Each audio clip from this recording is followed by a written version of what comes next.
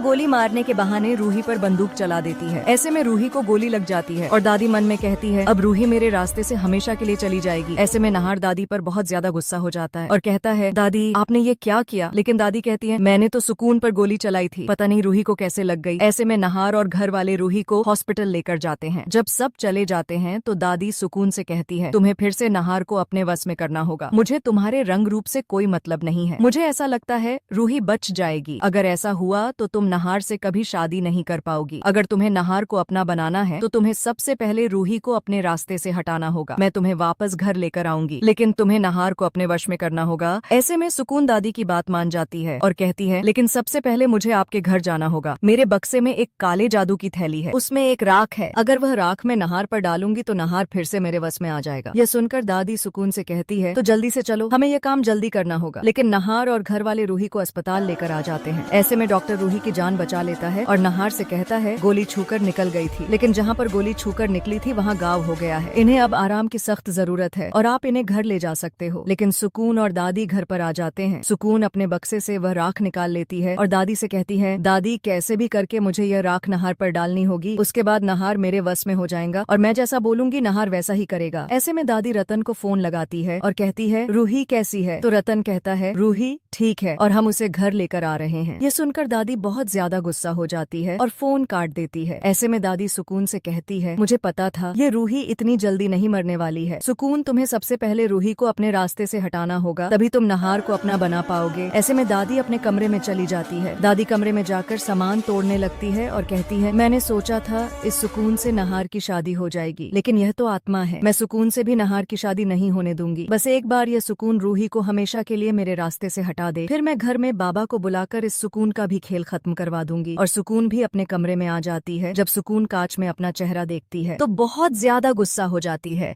और कहती है मुझे वापस पेंटिंग में समान होगा, मैं ये चेहरा नहीं देख सकती। और सुकून पेंटिंग में समा जाती है। नहार रूही को घर लेकर आ जाता है तो दादी नाटक करती है और कहती है नहार मुझसे जो भी हुआ गलती से हुआ, मैं रूही पर गोली नहीं चलना चाहती थी। लेकिन नहार दादी से कहता है दादी कोई बात नहीं, डॉक्टर ने कहा है गोली छूकर निकल गई थी। अगर गोली रूही को लग जाती तो रूही की जान खतरे में भी आ सकती थी। अच्छा हुआ गोली छूकर निकल गई थी, लेकिन फिर भी रूही को जख्म हुआ है और उसे आराम की सख्त जरूरत है। यह सुनकर दादी खुश हो जाती है और मन में कहती है रूही जख्मी हालत में कुछ कर नहीं पाएगी और सुकून उसे हमेशा के लिए इस दुनिया से मिटा देगी। लेकिन सुकून कहाँ रह गई, अभी तक आई क्यों नहीं है, पता नहीं वह क्या कर रही है। ऐसे में नहार रूही के पास आता है और रूही से कहता है रूही मैं तुम्हें कभी भी खुद से अलग नहीं होने दूंगा, तुम मेरी जान हो। पता नहीं उस समय मुझे क्या हो गया था। लेकिन रूही नहार से कहती है नहार जी आपको सुकून ने वश में कर लिया था, इसलिए आप उसकी हर बात मान रहे थे, अब सब ठीक हो चुका है। लेकिन सुकून कमरे से बाहर खड़ी यह सब देख रही होती है और मन में कहती है रूही तुम चाहे कुछ भी कर लो, अब मैं तुम्हें अपने रास्ते से हटाकर रहूंगी और नहार को फिर से अपने वश में कर लूंगी। ऐसे में सुकून की आंखों में आग सी जलने लगती है और वह धीरे धीरे पेंटिंग से बाहर आती है। उसके चेहरे पर गुस्सा और नफरत का भाव साफ दिखता है और वह कहती है इस बार कोई मुझे नहीं रोक सकता। रूही तुम्हारा अंत अब तय है, मैं उस राख का इस्तेमाल करूंगी और नहार को अपने वश में कर लूंगी। फिर तुम चाहे कितना भी समझाने की कोशिश करो, नहार मेरी हर बात मानेगा और तुम बेबस होकर सब देखती रह जाओगी। ऐसे में सुकून धीरे से नहार के कमरे के पास जाती है जहाँ नहार और रूही बैठे होते हैं। सुकून राख हाथ में लेकर दरवाजे के पास खड़ी होती है, लेकिन तभी अचानक हवा का एक झोंका आता है और राख उसके हाथ से उड़कर कमरे के बाहर चली जाती है। सुकून गुस्से में चिल्ला उठती है और कहती है नहीं ये कैसे हो सकता है, मैं ये मौका नहीं खो सकती, मुझे ये राख वापस लानी ही होगी। तभी दादी वहाँ आती है और कहती है सुकून क्या हुआ। सुकून कहती है दादी राख उड़ गई, मुझे राख चाहिए, तभी मैं नहार को अपने वश में कर सकती हूँ। दादी कहती है चिंता मत करो, मैं बाबा को बुलाती हूँ, बाबा अपने साथ ऐसी शक्ति लाएंगे